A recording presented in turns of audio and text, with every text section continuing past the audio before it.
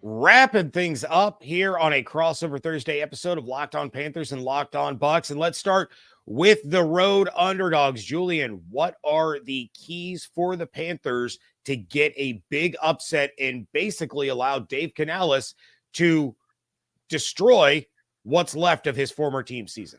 Yeah, I think ideally, for Panther fans, they would love to get the win, but then also watch Atlanta lose to Washington, because the Bucs fans be like, damn, like, how do we lose this game to the Panthers? So you feel like you've spoiled it for them, and then the next week go and beat Atlanta and then hand Tampa Bay the division. I think that would be the ideal scenario moving forward this season. But as far as this game goes, they're going to give up yardage on the ground. And that's just the reality. This is a run defense that's been awful. It's been historically bad for this franchise, and it's not going to get any better. And they're likely going to give up 200 yards rushing again for the 5th straight week. But if they can make Tampa Bay work for it a little bit more than it did last time, that may lead to success for Carolina. Then also on the offensive side of the ball for Carolina, Chuba Hubbard right now is the NFC Offensive Player of the Week, coming off of a great performance on Sunday against Arizona in that win. They got to lean on him and continue to find some success on the ground like they have so far this season, with Hubbard having his first 1,000-yard rushing season and clearly going to be the guy moving forward at running back for Carolina in 2025 and maybe even in the years to come after that. And then I think about the pass game. There's guys that got to step up. Xavier Legette may be able to play. He missed last week with a hip injury, also dealing with a groin and a wrist injury he's going to have to take care of after the season of surgery. Him and Jalen Coker are some young guys that the Panthers really want to get more involved. Same thing with JT Sanders, who, since going out of a neck injury and he missed that Tampa game back against KC, he has not been targeted but 2 times, did not get targeted on Sunday. Getting those young guys involved, knowing too that Whitehead, Antoine Winfield Jr. are likely not going to play in this game. Maybe this is an opportunity for the Panthers to take advantage of a banged up secondary. So got to find a way to not just get totally gashed, make them work for it, find success in the run game. They get some of your young rookie receivers involved in the pass game so you can take advantage of a banged up secondary.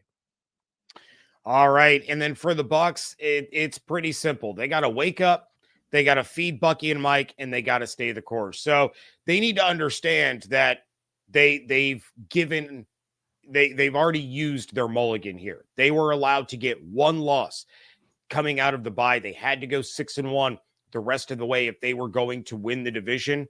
Thought that loss was going to be to the Chargers. Instead, it was to the Cowboys. Playoffs for the Buccaneers start now. They have to wake up and understand that situation, and they have to play to that level. This is officially a playoff game. If they don't win, they're probably going home. So live up to the moment. Do it in front of your home fans. A lot of those people in the stands are probably getting tickets or probably got tickets yesterday for Christmas. They're excited to go and wear their new Buccaneers jerseys and get all hyped and give Dave Canales the business on the sideline. So live up to the moment. Play to the way that you're capable of, and you shouldn't have any problem. Then, of course, feed Bucky and Mike. I've already talked about it. Those two are the drivers of the team. You mentioned it earlier. Mike Evans in their first meeting, 118 yards and a touchdown on 8 receptions. Bucky Irving had 25 carries for 152 and a touchdown. He had another 33 yards receiving. He was absolutely dominant. So don't steer away from that. The Bucs against Dallas decided to open up passing the ball over and over and over against a team that was allowing almost 5.5 yards per rush at home. Insane. So Liam Cohen, I think, outsmarted himself for that game plan. You don't need to outsmart yourself. Keep it simple. Give Bucky the ball, give Mike the ball, give Rashad the ball, go home with the win, and then stay the course. The defense has been better than people want to give it credit for. They had a shutdown half against Dallas. In the second half, just didn't get enough help from the offense. You do exactly what you did to Chuba Hubbard the first time. You held him to less than 50 yards rushing. Adam Thielen had 99 yards, which was, okay, that was surprising. Don't let him do that again. But Bryce Young with almost 300 passing yards in that game, you cannot let that happen. You shut down Chuba. You have to get pressure on Bryce Young. You can't let him throw all over the place all day long. So Julian, it's going to be an interesting one. It means a ton to this Buccaneers team. Does not mean as much to the Panthers over the course of the rest of this season, but could mean a lot on building towards being. My son said to me the other day, he goes, the Panthers might be kind of scary here in a year or two. And I said, you know what? They're starting to trend in that direction.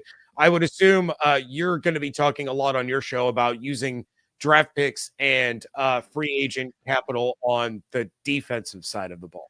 Yeah, we'll get to that in April. We got to focus more on who's actually going to be calling the defensive plays and what the scheme's going to be before we can talk about what players out of college the Panthers should be drafting. And of course, you have free agency that happens before the draft, and you got to figure out which players you want to bring back, who you want to extend. I know people always want to skip ahead to the draft. A lot more things need to happen before we can really get into the draft evaluations of guys that you hope will help this team. And they have not necessarily done a great job through the years at drafting recently. Now, I do think this draft class, I mean, I don't know if he's going to be a number one receiver. I highly doubt it at this point in time, but he'll be somebody that can help him down the road. Brooks, that's one that already feels like, oh, man, I don't know if that's ever going to work out. But Trevin Walsh has been good for them at linebacker. He's out for the rest of the season, though, with a shoulder injury. And there's some other guy like JT Sanders. Like, we'll see what this draft class is able to do. This rookie class, you got UDFAs like Damani Richardson, who's likely starting again at safety. You have Jalen Coker, I mentioned, at wide receiver. A young rookie class that you can try to build around your quarterback, Bryce Young, which is really the main piece. So, yeah, should be an interesting game. We'll see if Carolina can play spoiler for the second week in a row against a team who, again, I feel like they definitely should have beat a couple weeks ago.